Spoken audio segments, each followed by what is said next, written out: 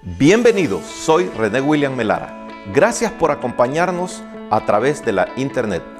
Nuestra oración es que el mensaje de hoy sea de bendición y pueda comprender el amor y propósito de Dios para su vida. Si tiene alguna pregunta y desea congregarse con nosotros, la información está disponible en nuestro sitio web en el www.iccmd.org. Dios le bendiga. Vamos a dar inicio leyendo una porción en Tito capítulo 3, en el versículo 5. Amén. Bueno, leemos la bendita palabra del Señor en el nombre del Padre, del Hijo y del Espíritu Santo.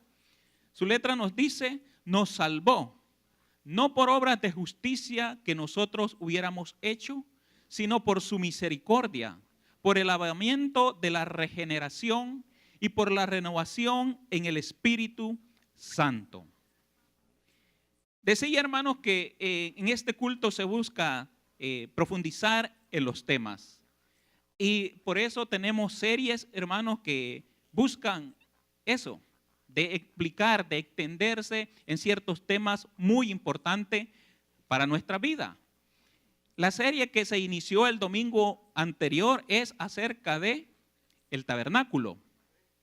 El tabernáculo, hermanos, a veces lo pasamos desapercibido y no le damos la importancia que esto se merece. Sabe que acerca del tabernáculo y de lo que ahí acontecía se escribió mucho. Alguien dijo que se escribió más incluso que de la creación. Porque dice alguien que de la creación encontramos 2 capítulos y ahí explica toda la creación. Pero en cuanto al tabernáculo se escribieron cerca de 50 capítulos. Entonces Dios le da la importancia al tabernáculo. Y ahora, hermanos, vamos a hablar acerca del atrio de la congregación. El tabernáculo, hermanos, no nace en el deseo del hombre de querer adorar a Dios, sino en el corazón de Dios, en la mente de Dios es que nace este deseo de querer, hermanos, habitar en medio de su pueblo. Dios mandó a Moisés, lo instruyó acerca de cómo se iba a construir este tabernáculo. Y él le dice a Moisés en el capítulo 25 del libro de Éxodo, en el versículo 8, y harán un santuario para mí y habitaré en medio de ellos. El deseo de Dios es siempre estar en medio de su pueblo y andar con ellos, que ellos tengan la seguridad que Él camina con nosotros. Usted recordará que en la creación, cuando Dios había hecho todo, dice que hizo al hombre y a la mujer, hizo a Adán y a Eva y los puso en el huerto. Pero no los dejó solos, no les dijo Dios, bueno, aquí están, aquí se van a proveer, trabájenlo. Y yo me voy a ir y me voy a descuidar de ustedes. No, dice que Dios estaba ahí con ellos, que Él se paseaba en ese huerto también para tener comunión con su creación, con los seres humanos. Y así, hermanos, cuando ellos pecaron, Dios los sacó de ahí, perdieron esa comunión. Pero no significa que la conexión de Dios se interrumpió con el hombre. Dios continuó hablando al pueblo. ¿Por qué? A las personas para que volvieran a tener esa comunión. Y nosotros vemos a través de la Biblia que Dios habló con Noé, que Dios habló con Abraham, que habló con Isaac, con Jacob, con José. Y en este caso habla con Moisés. Dios, hermano, nunca perdió esa conexión, nunca quiso que el ser humano se separara de Él. Y por eso Él, hermano, en toda la Biblia lo encontramos con el deseo de estar en medio de su creación, en medio de su pueblo. Y aquí, hermano, este tabernáculo que fue erigido, Dios, hermano, no le dijo a Moisés, constrúyete un tabernáculo y ponlo allá en el desierto y que el pueblo salga del campamento y me vaya a adorar allá. No le dijo, me pones en una orilla, porque yo no quiero estar con ese pueblo. No, el Señor dijo, lo vas a poner exactamente en medio. Y alrededor le dijo, va a habitar el pueblo. Porque Dios quería, hermano, que ese pueblo, al nomás levantarse cada mañana, lo que vieran era su gloria, era su presencia. Y eso, hermano, es lo que el Señor siempre ha querido con el ser humano, que lo reconozcamos, que lo veamos, que no veamos a un Dios, hermano, que infunde temor, sino amor. Por eso, hermano, encontramos en la palabra del Señor que aquel verbo se hizo carne. ¿Y qué hizo? Habitó entre nosotros. ¿Quién es ese? Jesús, el Emmanuel, el Dios con nosotros. Y hasta el día de hoy permanece con nosotros. Gloria al Señor. Entonces, hermano, Dios manda a Moisés a que se construya este tabernáculo. Y comienza, hermano, con el atrio. Todo lo que está alrededor de la tienda principal, debemos de recordar las partes en las que se componía este tabernáculo. El atrio y la tienda donde se encontraba el lugar santo y el lugar santísimo. Esas eran las partes principales de este tabernáculo. Ahora, hermano, nosotros vamos a ver el atrio. El atrio, hermanos, y lo encontramos en Éxodo capítulo 27. Vamos a tener una lectura en Éxodo capítulo 27. Y vamos a tomar el versículo 9 en adelante. Nos dice la bendita palabra del Señor que Dios le dijo a Moisés, asimismo, Éxodo 27, versículo 9. Asimismo, harás el atrio del tabernáculo. Al lado meridional, al sur, tendrá el atrio cortinas de lino torcido de 100 codos de longitud para un lado. Sus 20 columnas y sus 20 basas serán de bronce. Los capiteles de las columnas y sus molduras de plata. De la misma manera, al lado del norte habrá a lo largo cortinas de 100 codos de longitud y sus 20 columnas con sus 20 basas de bronce, los capiteles de sus columnas y sus molduras de plata. El ancho del atrio del lado occidental tendrán cortinas de 50 codos, sus columnas 10, con sus 10 basas. Y en el ancho del atrio por el lado del oriente al este habrá 50 codos. Las cortinas a un lado de la entrada serán de 15 codos, sus columnas 3 con sus 3 basas. Y al otro lado 15 codos de cortina, sus columnas 3 con sus 3 basas. Y para la puerta del atrio habrá una cortina de 20 codos de azul, púrpura y carmesí y lino torcido. De obra de recamador, sus columnas 4 con sus 4 basas. Todas las columnas alrededor del atrio estarán ceñidas de plata, sus capiteles de plata y sus basas de bronce. La longitud del atrio será de 100 codos y la anchura 50 un lado y 50 por el otro. Y la altura de 5 codos, su cortina de lino torcido y sus basas de bronce. Todos los utensilios del tabernáculo en todo su servicio y en todas sus estacas y todas las estacas del atrio serán de bronce. Ahí, hermanos, están las dimensiones de este tabernáculo. Dice de 100 codos por 50, un rectángulo de 100 codos por 50, lo que vendría a ser aproximadamente 45 metros por 22 y medio. Eso es la medida que tenía este tabernáculo. Ahora, el Señor da especificaciones acerca de la protección que iba a tener esa tienda y manda a Dios a Moisés a construir, dice, a su alrededor una pared de protección de 100 codos por 50 con un material bien especial, el lino torcido. Dice que habían cortinas que estaban alrededor de este tabernáculo para principalmente, hermanos, proteger a las personas. Porque no debemos de olvidar que el propósito de Dios de haber levantado este tabernáculo era que su presencia iba a estar en ese lugar.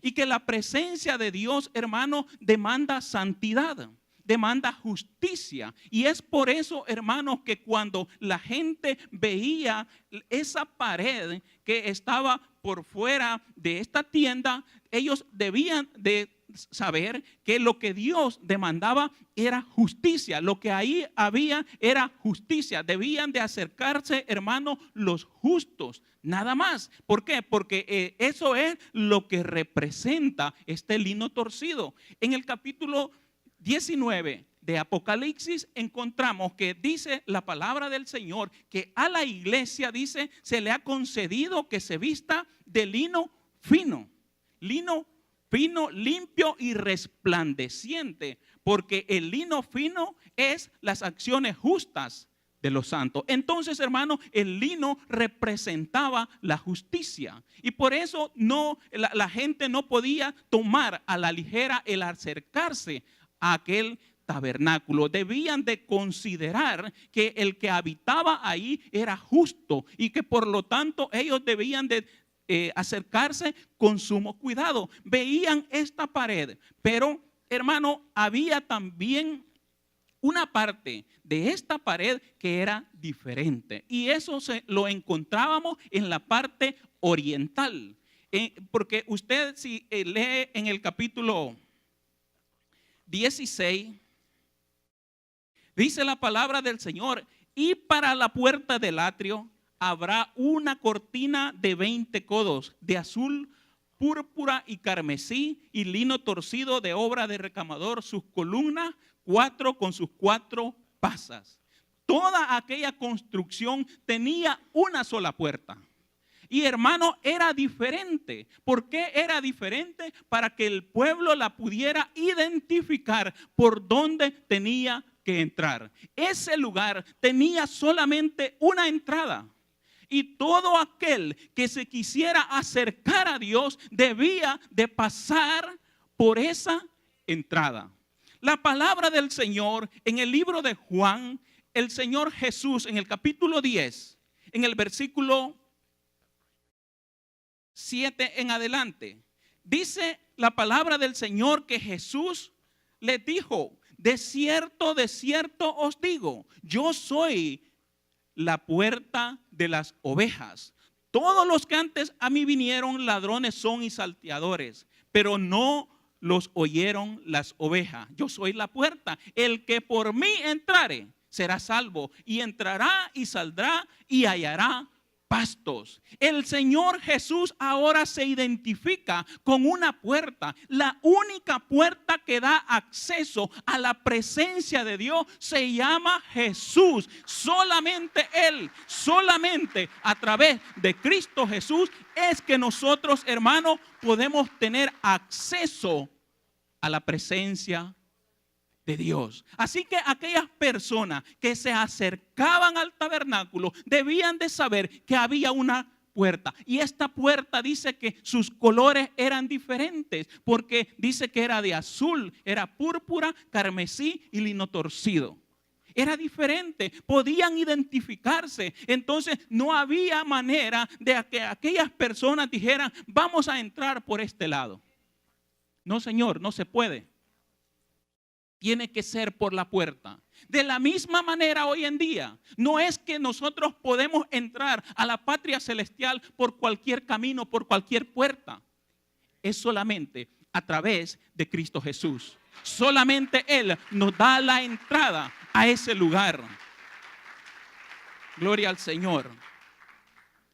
Entonces, hermano, la gente veía a su alrededor de este tabernáculo y debía de considerar todo aquello que lo rodeaba.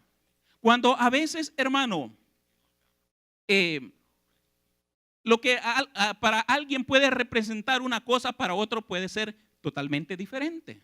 Por ejemplo, en este lugar dice que esta pared de protección debía de advertir al pueblo que debían de tener sumo cuidado, que el que habitaba allí era justo y que ellos, hermanos, necesitaban, había una necesidad de ser justificados, de poder justificarse delante de Él. Porque en nuestra justicia dice que para el Señor, nuestra justicia dice En Isaías 64:6 dice, si bien todos nosotros somos como suciedad y no toda nuestra justicia como trapos de inmundicia. Entonces, al ver aquella hermosura, hermano, aquella protección que estaba en ese lugar, si bien es cierto, estaba en medio de ellos, pero al contemplarla ellos, debían sentir la necesidad profunda en su corazón de ser purificados. Porque, hermano, no hay nada más molesto que, por ejemplo, cuando usted está o quizás asistió a alguna escuela donde usaban camisas blancas, pero la suya estaba un poco curtida. ¿Cómo se sentía?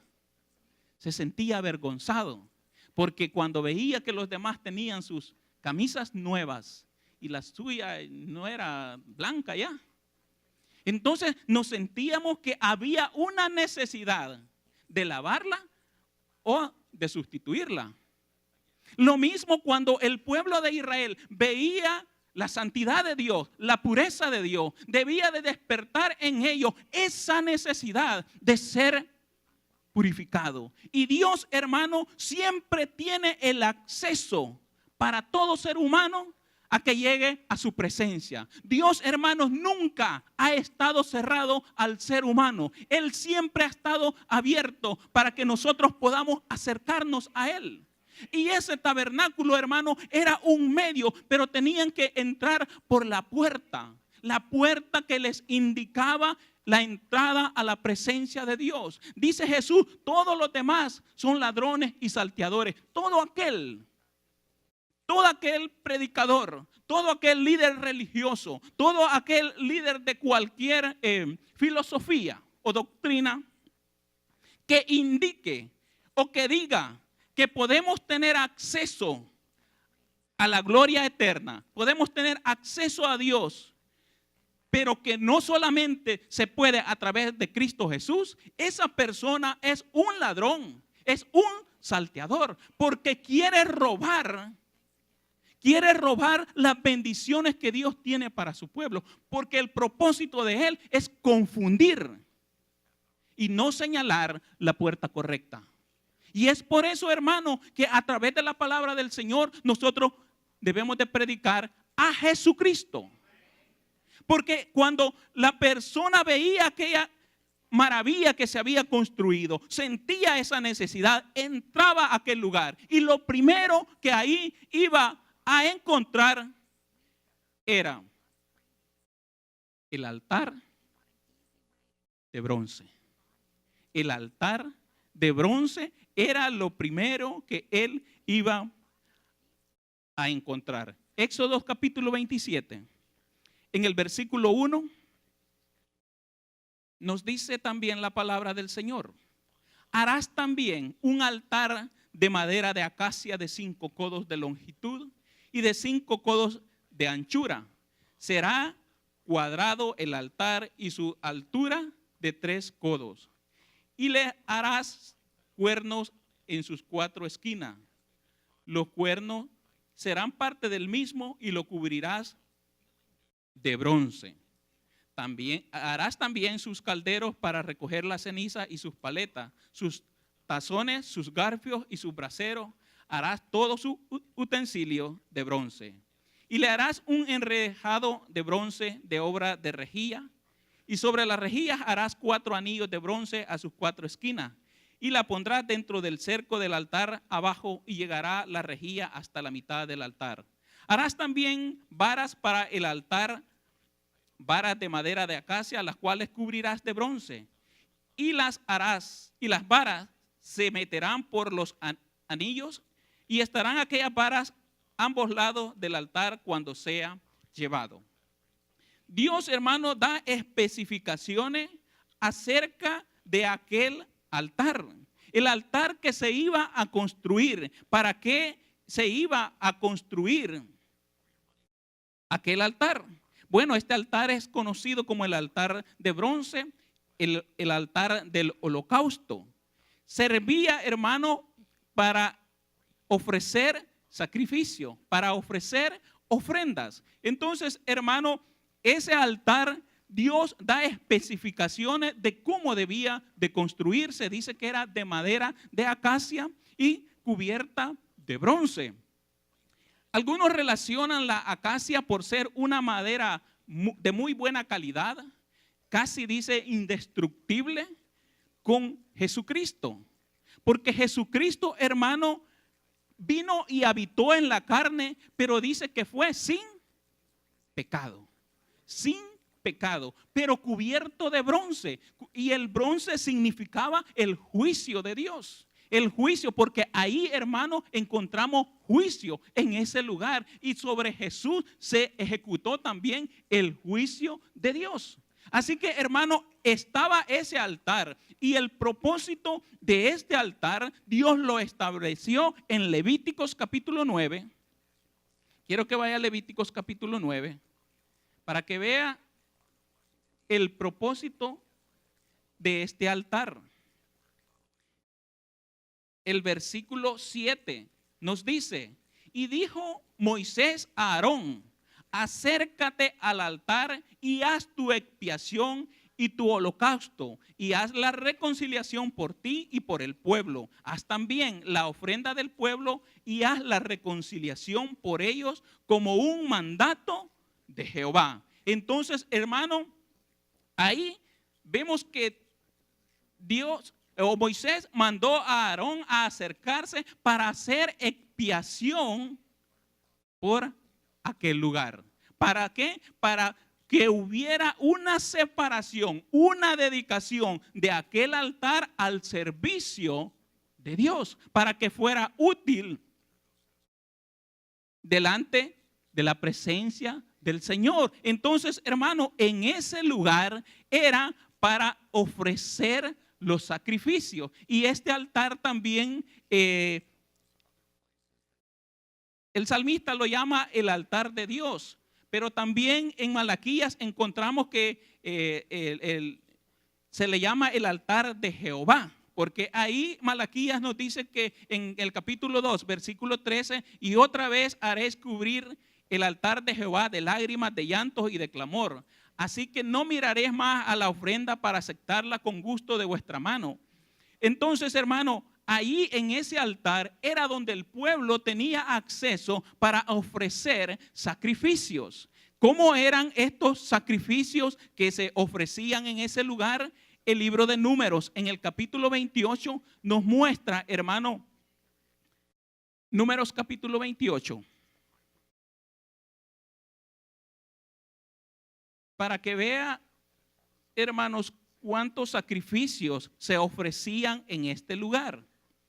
Dice Números capítulo 28, en el versículo 1 en adelante, dice: habló Jehová a Moisés diciendo: manda a los hijos de Israel y dile: mi ofrenda, mi pan con mis ofrendas encendidas en olor grato a mí, guardaréis, ofreciéndomelo a su tiempo. Y les dirás: esta es la ofrenda encendida que ofreceréis a Jehová, 2 corderos sin tacha de 1 año, cada día será el holocausto continuo. 1 cordero ofrecerás por la mañana y el otro cordero ofrecerás a la caída de la tarde.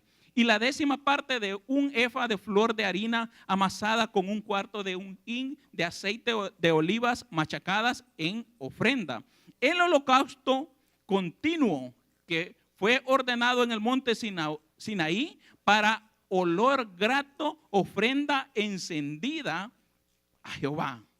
Entonces, hermano, dice que el sacrificio que ahí se ofrecía era continuo, no paraba, siempre debían de estarse ofreciendo sacrificios en ese lugar. En ese lugar, hermano, encontramos que los sacerdotes tenían que hacer una gran labor. ¿Por qué? Porque el pueblo venía continuamente para poder ofrecer a Dios los sacrificios. Pero hay algo también que agrega Levíticos en el capítulo 6, en el versículo 13, que el Señor dijo: el fuego arderá continuamente en el altar, no se apagará.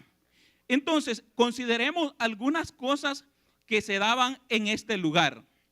Primero, que el sacrificio era continuo, que el fuego no se apagaba. Es decir, hermano, que el pueblo tenía la oportunidad de poder tener acceso a Dios siempre, a toda hora. A toda hora el oferente podía llegar a la presencia de Dios y ofrecer su sacrificio. Ahora, hermano, dice la palabra del Señor que por el sacrificio ofrecido por Cristo Jesús, nosotros, todo ser humano, tiene la oportunidad de que inmediatamente después que él haya escuchado el mensaje de la palabra del Señor, que el Espíritu Santo haya puesto en su corazón ese temor, ese deseo de buscar a Dios, lo pueda buscar. Nosotros, hermanos, no podemos esperar hasta que se llegue el servicio en la iglesia. No podemos esperar, hermanos, hasta tener un momento adecuado para poder buscar la presencia de Dios. La presencia de Dios para nosotros está abierta las 24 horas del día, todos los días de nuestra vida. Podemos nosotros accesar a Él. Por eso ese fuego, hermano, no se apagaba nunca. No se apagaba. ¿Por qué? Para dar esa oportunidad de que la persona pudiera acercarse y ofrecer su sacrificio. Por lo tanto, cada uno de nosotros, hermanos, nos debe de enseñar esto, que debemos de buscar al Señor en todo tiempo. Y es más, es un mandato de parte del Señor que debemos de orar al Señor en todo tiempo. En todo tiempo debemos de adorarlo, de buscar su presencia. Y es por eso, hermanos, que cada día se ofrecían ese sacrificio. Pero, hermano, en ese altar vemos nosotros que también ahí, hermano, se derramaba la ira. Ahí encontramos ira. Ira para la víctima. ¿Por qué? Porque, hermano, el que llevaba el sacrificio ponía el animal y él transmitía su culpa a aquel animal. ¿Y qué le pasaba al animal? Era sacrificado, moría. Pero también, hermanos, encontramos bondad de parte de Dios, porque aquel hombre que era culpable, aquella persona que era culpable, quedaba absuelto de su culpa, porque había una sustitución. Al ofrecer aquel animal, era un medio que Dios había provisto. El Dios que nosotros adoramos es justo y Él demanda justicia. Por lo tanto, la palabra del Señor nos dice que la paga del pecado es muerte. Es por eso que la persona debía de ofrecer aquel animal como sustitución de la muerte que él merecía. Aquello que se ofrecía era inocente. De la misma manera, Cristo Jesús fue entregado por nuestras culpas, por nuestros pecados, nuestras transgresiones, hermanos, fueron sobre él. Pero ahí Dios muestra su amor para con la creación. Porque Cristo estuvo dispuesto a llevar ese pecado, siendo Él sin pecado, por nosotros hizo pecado. ¿Para qué? Para que fuera, hermano, sacrificado en la cruz del Calvario. Y ahora nosotros poder tener la redención. Poder, hermanos, tener la salvación y la oportunidad de poder tener acceso a su presencia. Así que, hermanos, ahí encontramos la justicia de Dios, pero encontramos también el amor de Dios hacia su creación. Él nos ama y Él, hermano, ha provisto siempre la oportunidad a cada ser humano para poder tener acceso a Él. Él ahora nos ha ofrecido también su amor a través de Cristo Jesús. En Romanos capítulo 5, versículo 9. Nos dice la palabra del Señor, pues mucho más, estando ya justificados en su sangre, por Él seremos salvos de la ira. Por Él, ¿por quién? Por el sacrificio de Cristo Jesús. Él, hermano, ahí derramó su sangre para darnos a nosotros, los culpables, el perdón por nuestros pecados. Hermano, aquel sacrificio que se ofrecía en aquel lugar pasaba, hermano, por el examen del sacerdote. Debía de ser perfecto. Debía, hermano, ser sin tacha, sin mancha. Debía de ofrecerse lo mejor en aquel lugar. Es por eso que Cristo Jesús también, hermanos, tuvo que pasar la evaluación humana. Y él, hermano, cumplió con los requisitos de la ley religiosa, pero también él cumplió con los requisitos civiles de ser, hermano, de la ley civil, de ser perfecto, porque dice la palabra del Señor que el que no conoció pecado por nosotros se hizo pecado. Entonces significa esto que Jesús, hermano, estaba perfecto para ser entregado delante de la presencia del Señor como un sustituto por nosotros. Pero también dice que Poncio Pilato lo evaluó y le hizo preguntas, y él llegó a la conclusión que no había un delito en él, por lo que este hombre dijo sea digno de muerte. Es decir, que Dios también, que Jesús cumplió también con los requisitos civiles de perfección.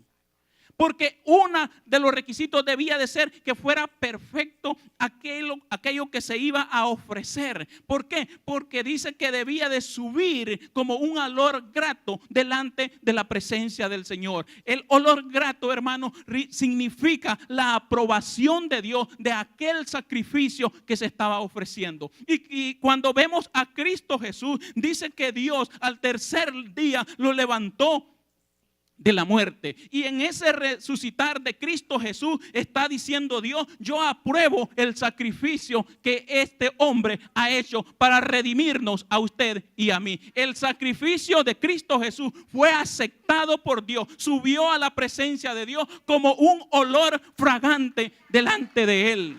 Dios le dio su aprobación. Bendito eres. Bendito es Cristo Jesús. La palabra del Señor nos hace una diferencia entre los sacrificios de aquellos animales que se ofrecían en aquel altar y el sacrificio de Cristo Jesús. Nos dice en Hebreos capítulo 10. Hebreos capítulo 10 nos dice la bendita palabra del Señor. Porque la ley, teniendo la sombra de los bienes venideros, no la imagen misma de las cosas, nunca puede, por los mismos sacrificios que se ofrecen continuamente cada año, hacer perfectos a los que se acercan.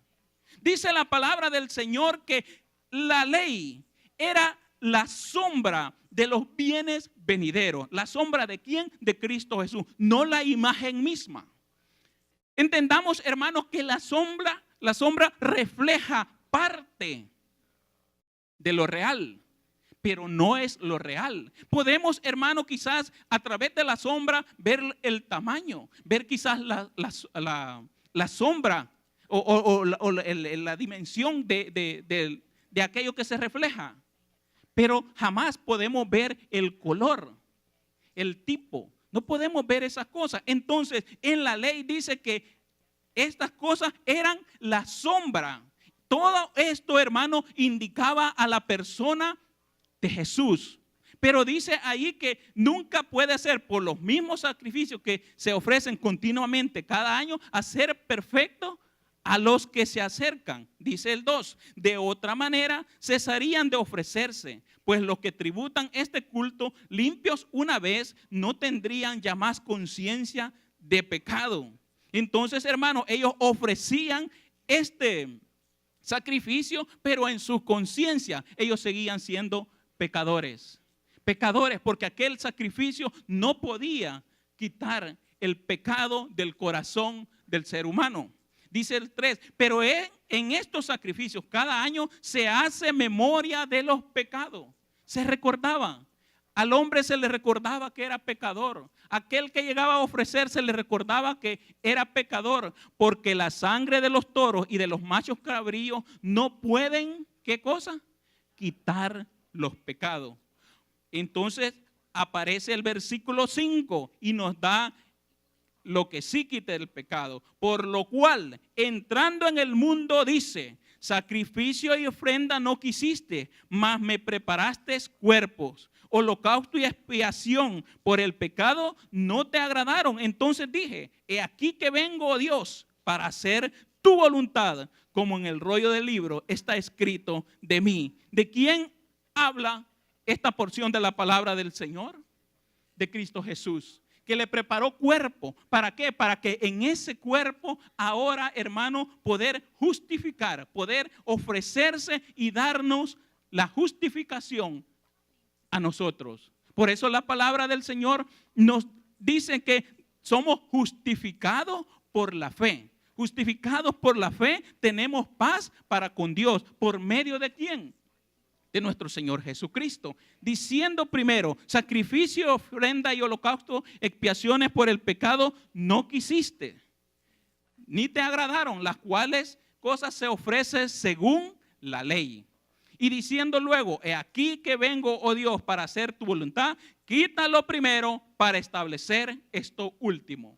En esa voluntad somos nosotros, hermanos, santificados mediante la ofrenda del cuerpo de Jesucristo, hecha una vez para siempre. Los sacrificios eran continuos, pero el sacrificio de Cristo Jesús, el más grande y perfecto, se hizo una vez para siempre. Una vez para siempre se hizo ese sacrificio, hermano. Bendito sea el Señor. Por eso, hermanos, debemos de estar agradecidos con el Señor, porque llegamos a la puerta. Cristo nos dio acceso y vimos, hermano, en aquella cruz el sacrificio de Jesús por nuestros pecados. Al recibirle, ahora nosotros tenemos también acceso a la presencia de Dios. Ninguna persona, hermano, puede entrar a la presencia del Señor si no es a través de Cristo Jesús. Es por eso, hermano, que cuando usted comparta la palabra del Señor, lo único que usted debe de presentar es a Cristo Jesús. Porque lo primero que estos hombres veían, denle la gloria a Dios. Bendito es el Señor. Porque lo primero que el pueblo de Israel se encontraba era con el altar de la ofrenda, el sacrificio, el holocausto. Era lo primero. Y toda persona debe de conocer primeramente a Cristo Jesús. Una persona me trató de compartir la palabra y me dice: mire, en la palabra dice que debemos de adquirir conocimiento. Y le digo: ¿conocimiento para qué? ¿Conocimiento de quién? Si yo voy a obtener conocimiento en la palabra del Señor, primeramente debe de ser de Cristo Jesús. Primeramente debe de ser su sacrificio. ¿Por qué? Porque eso es lo que ahora me da acceso a la presencia de Dios. Si no hay sacrificio, si no hay, hermano, este altar de bronce, no hay presencia de Dios. No podemos llegar. Pero, hermano, a este lugar se acercaba todo el pueblo. Los utensilios que continúan no son para todo el pueblo. No, no son. Y el siguiente utensilio que nosotros encontramos es la fuente de bronce. La fuente de bronce. ¿Qué había en ese lugar? ¿Para qué servía la fuente de bronce? Vayamos a Éxodo capítulo 30. Gloria a Dios. En el versículo 17, Éxodo 30, 17, dice: la fuente de bronce, habló más Jehová a Moisés diciendo: harás también una fuente de bronce con su base de bronce para lavar, y la colocarás entre el tabernáculo de reunión y el altar, y pondrás en ella agua. Y de ella se lavarán Aarón y sus hijos las manos y los pies. Cuando entren en el tabernáculo de reunión, se lavarán con agua para que no mueran. Y cuando se acerquen al altar para ministrar, para quemar la ofrenda encendida para Jehová, se lavarán las manos y los pies para que no mueran. Y lo tendrán por estatuto perpetuo él y su descendencia por sus generaciones. Entonces, hermano, después de estar el altar, continuaba la fuente de bronce. ¿Qué contenía esta fuente? Contenía agua. ¿Agua para qué? Para que ahí los sacerdotes, los que ministraban, fueran y se lavaran. Se lavaran sus manos y sus pies. Porque, hermano,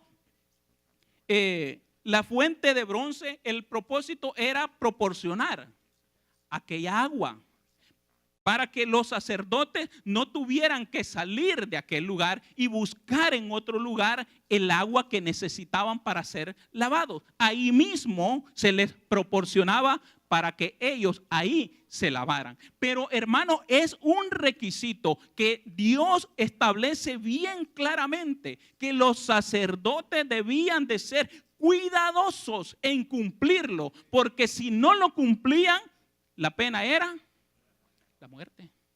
La muerte. Entonces, hermano, esto no era algo que si quiero lo hago y si no, no. Es que siempre lo tenían que hacer. Porque si no lo hacían, corrían el riesgo de morir.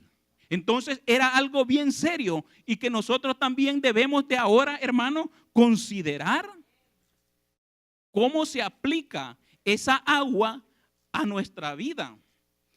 Hermano, este lugar nos dice en el Éxodo 38, en el versículo 8, de qué estaba hecho. Dice que también hizo la fuente de bronce y su base de bronce de los espejos de las mujeres que velaban a la puerta del tabernáculo de reunión. De los espejos dice que fue construido esta fuente. Pero, hermano, debemos de entender que los espejos no existían como los conocemos ahora, sino que antes, hermano, era el bronce el que lo pulían hasta que pudiera reflejar una imagen. Y a eso era lo que se le llamaba los espejos. Pues estas mujeres se despojaron de sus espejos y dice que los entregaron para que aquella fuente fuera construida. Entonces, hermano, nos indica también algo bien importante, que nosotros debemos a veces de despojarnos. Si queremos agradar a Dios, debemos de despojarnos de algo que sea muy valioso para nuestra vida. Seguramente estos espejos eran carísimos, pero aquellas personas estuvieron dispuestas a ofrecerlo porque sabían que eran para el uso exclusivo del Señor. Nosotros no debemos de escatimar esfuerzo para poder dedicarlo a la obra del Señor, porque en la obra del Señor va a ser de mucha bendición. Entonces, hermano, el sacerdote iba a aquel lugar para lavarse, pero también ahí él podía ver reflejada la imagen, sus imperfecciones. Ahora, hermano, para nosotros, ¿qué significa ese lavamiento? ¿Cómo es que acontece? ¿O por medio de qué Dios nos lava? Bueno, primeramente, ¿verdad? Hemos aprendido que los sacerdotes habían sido consagrados a Dios. Habían sido dedicados, ahí habían sido lavados, ahí habían sido ungidos. Ahora ellos estaban aptos para poder servir al Señor. Entonces, pero una vez estando ahí, cuando ellos en su servicio se producía una contaminación, y esa contaminación era la que ellos necesitaban lavar para que cuando fueran a la presencia de Dios presentarse limpios. Entonces, hermano, a nosotros viene la aplicación para nuestra vida. Nosotros también ya fuimos lavados y purificados, santificados, apartados, dedicados para nuestro Dios a través de la sangre de Cristo Jesús. Pero sin duda alguna, en el caminar diario de nuestra vida cristiana, también van surgiendo cosas que nos van contaminando. Y eso, hermano, es lo que la palabra del Señor nos dice, que nosotros debemos de lavarnos. La palabra del Señor, Jesús les dijo a sus discípulos en el versículo 3 del capítulo 15 de Juan 3, Juan 15, 3. Juan 15, 3. Nos dice la palabra del Señor que Jesús les dijo a sus discípulos: ya vosotros estáis limpios por la palabra que os he hablado. La palabra, hermano, es la fuente, una de las fuentes que nosotros tenemos para nuestro lavamiento diario. Ya ustedes están limpios, les dijo el Señor, por la palabra que yo les he dado. Cuando nosotros vamos a la palabra del Señor, en ella podemos nosotros ver reflejadas nuestras imperfecciones. Podemos ver lo que demanda Dios y lo que nosotros somos, y nos damos cuenta, hermano, que estamos algunos más lejos que otros del requisito que Dios demanda, pero que todos, hermanos, vamos caminando hacia esa perfección, porque dice la palabra del Señor que Él va a perfeccionar la obra que Él ha comenzado en cada uno de nosotros. Entonces la palabra, hermano, es un medio por el cual Dios nos está purificando a nosotros. ¿Cuál es el objetivo de la purificación a través de la palabra? Bueno, Efesios en el capítulo 5, en el versículo 26. Efesios 5, 26. Hablando el Señor acerca del matrimonio. Del matrimonio. Nosotros la esposa, Cristo Jesús, el esposo. Pero ahí nos dice la palabra del Señor en el versículo 26, para santificarla, habiéndola purificado en el lavamiento del agua por la palabra, hablando lo que Cristo Jesús hizo con su iglesia, que la santificó, la purificó a través del lavamiento del agua por la palabra. ¿Cómo? ¿Para qué? A fin de presentársela a sí mismo, una iglesia gloriosa, que no tuviese mancha, ni arruga, ni cosa semejante, sino que fuese santa y sin mancha. Ese es el propósito por el cual Dios nos da su palabra. La palabra del Señor, hermano, es la que debemos nosotros de aplicar a nuestra vida. ¿Para qué? Porque dice el Señor que Él lo ha hecho para santificarla, para purificarla. ¿Por qué? Porque Él no quiere tener ninguna relación con una iglesia manchada. Dice la bendita palabra del Señor que por la palabra de Dios es viva y es eficaz y más cortante que toda espada de dos filos y penetra hasta partir el alma y el espíritu, las coyunturas y los tuétanos y discierne los pensamientos y las intenciones del corazón. Es por eso que cuando predicamos la palabra, si usted se siente identificado con esa palabra que usted está recibiendo, hermano, debe de aplicarla a su vida. De nada, hermano, nos sirve tener abundancia de agua si no nos gusta bañarnos. De nada, hermanos, sirve que tengamos mucha palabra si no la aplicamos a nuestras vidas. La palabra del Señor no es para el que no vino, no es para su hermano, no es para su hijo, es para usted que la está escuchando. La palabra es para nosotros. Gloria al Señor, es para nuestra vida. Hermano, no para señalarnos, sino para corregirnos, a fin de que nosotros seamos, dice la palabra del Señor, enteramente preparados para toda buena obra. Ese es el propósito. Y por eso, hermano, Pablo enseñando a los corintios, les dice a ellos que cuando ustedes les dicen, vayan a la cena del Señor, dice que deben de evaluarse cada uno. Pruébese, dice, a sí mismo, para que no tomamos el pan y la copa indignamente. Pruébese cada uno a sí mismo. ¿Cómo nos vamos a probar nosotros a sí mismos? A través de la palabra del Señor. Es esta palabra del Señor la que nos debe de decir a nosotros cómo estamos llevando nuestra vida. Yo no tengo necesidad de que otra persona venga y me diga, mire hermano, usted es aquí, estás allá. Yo sé lo que yo soy. Pero no basta con saber lo que yo soy, sino que debo de aplicar la palabra del Señor a mi vida. Hermanos, dejémosla de andarla aplicando como un ungüento para los demás. Apliquémosla para nosotros mismos, porque Pablo les dice a los corintios, pruébese cada uno. En la intimidad de su corazón, usted y yo debemos de evaluarnos y ver, hermano, y en buscar en la palabra del Señor. Porque el salmista dijo que en mi corazón he guardado los dichos de tu boca. ¿Para qué? Para no pecar contra ti. En mi corazón. ¿Por qué? Porque del corazón, hermano, dice que salen los homicidios. Del corazón sale la fornicación. Del corazón salen, hermano, los asesinatos. Todo lo malo, todo el pecado sale del corazón. ¿Dónde quiere Dios que pongamos su palabra? En nuestro corazón. ¿Para qué? Porque estando en nuestro corazón, hermano, de ahí, de la abundancia del corazón, van a salir de nuestra boca palabras que edifican, palabras que bendicen, palabras que dan vida a aquel que la recibe. Gloria al Señor. Entonces, hermano, los sacerdotes debían de lavarse la contaminación. Todo, hermano, aquello que contamina, lo debemos de lavar. Cuando Jesús estaba en la cena con sus discípulos, dice la palabra del Señor que Él se levantó y se ciñó una toalla y buscó un lebrillo y comenzó, dice, a lavar los pies de sus discípulos. Pero Pedro dice que no quiso o no quería que Jesús lo lavara. Se sentía indigno de que Jesús, su maestro, su Señor, fuera el que le lavara los pies.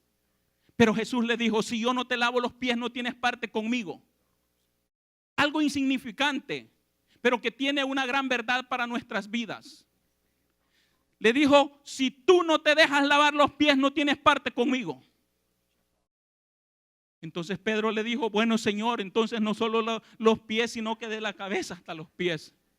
Es que nosotros siempre queremos a nuestra manera. Pero Jesús le dijo: el que está lavado solo necesita lavarse los pies, no lo demás. Si usted ha sido lavado por la sangre del Cordero, cada día, hermano, usted debe procurar lavarse también con la palabra del Señor, con aquellos que usted se contamina a diario. Porque sin duda alguna vemos imágenes que no deberíamos ver. Sin duda alguna escuchamos conversaciones que no deberíamos de escuchar. Vemos cosas, hermano, que son terribles. Hacemos cosas que nos contaminan. Pero eso, hermano, no es, hermano, para regresarnos al altar, sino para ir a la fuente de las aguas, ir a la palabra del Señor y ahí en ella, hermano, edificarnos y ahí en ella, hermano, cada día aplicarnos a nuestras vidas. Qué precioso es, hermano, cuando conocemos gente que la vemos cuando se convierte y comienzan a caminar en la nueva vida y que cada día, hermano, se van despojando de ese viejo hombre que dice la palabra del Señor que debemos de despojarnos. ¿Quién produce eso en ellos? La palabra del Señor, pero también el Espíritu. Porque el Espíritu, ahora que nosotros, hermanos, hemos dado ese paso de fe, ahora, hermanos, que hemos aceptado a Cristo Jesús como nuestro Señor, ahora el Espíritu Santo ha venido a nuestras vidas. Dice en el texto que tomábamos al principio, en Tito,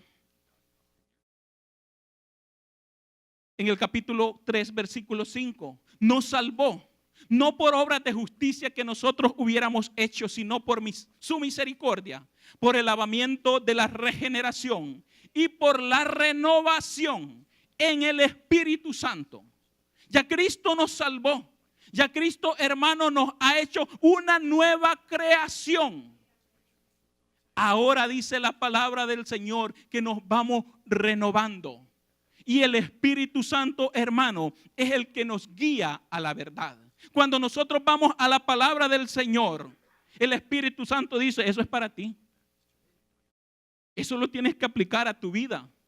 Porque no puedes estar haciendo y viviendo de esa manera si eres un hijo de Dios. Si eres ahora un sacerdote. ¿Quiénes eran los que tenían el privilegio de estar en aquella fuente? Los sacerdotes. Los que ya habían sido purificados, los que ya habían sido perdonados, los que ya se habían apartado, dedicados para el servicio del Señor. ¿Usted ha recibido a Cristo Jesús como Señor y Salvador de su vida? Pues usted, la palabra del Señor que dice que nosotros ahora somos una nación santa, un pueblo adquirido por Dios, Somos un real sacerdocio y ese sacerdocio también hasta el día de hoy se debe de lavar, se debe de purificar, hermanos, para poder ofrecer un servicio agradable a su Dios. Amén. Bendito es el Señor. El Señor, hermano, cuando vamos a su palabra, podemos encontrar grandes maravillas. Aquello que parece insignificante no está ahí, hermano, porque a alguien le sobraba un pedacito ahí y tenía que escribir una palabra más. No, fue Dios que cuidadosamente dio la palabra.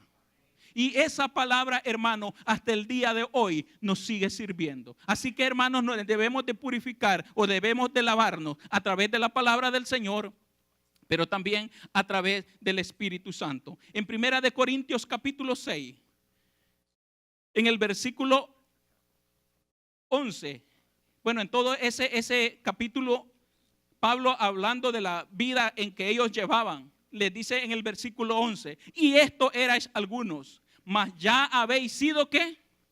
Lavados, ya habéis sido santificados, ya habéis sido justificados en el nombre del Señor Jesús. ¿Por qué? Por el Espíritu de nuestro Dios.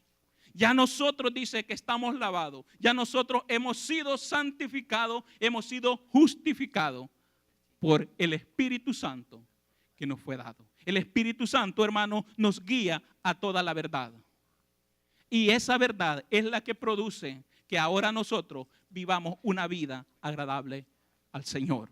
Por lo tanto, hermanos, acudamos también cada día a la fuente del agua. A esta fuente infalible de agua que nos perfecciona cada día. Perfectos no somos, pero ya hemos sido justificados, ya hemos sido salvados. Y ahora, hermano, toda mancha que usted se vea que le aparece, quítesela o quitémosla. Hagamos el esfuerzo por quitarla. ¿Con qué la vamos a quitar? ¿Con qué la vamos a sustituir? Con la palabra del Señor. Es la palabra del Señor la que nos debe de guiar a lo que vamos a nosotros a hacer. Es el Espíritu Santo, cuando nosotros nos llenamos de esta palabra del Señor, que va a producir ese deseo, esa convicción en nosotros de querer ser perfectos para Él. Lo que los demás digan no nos importa. Es lo que la palabra del Señor nos dice.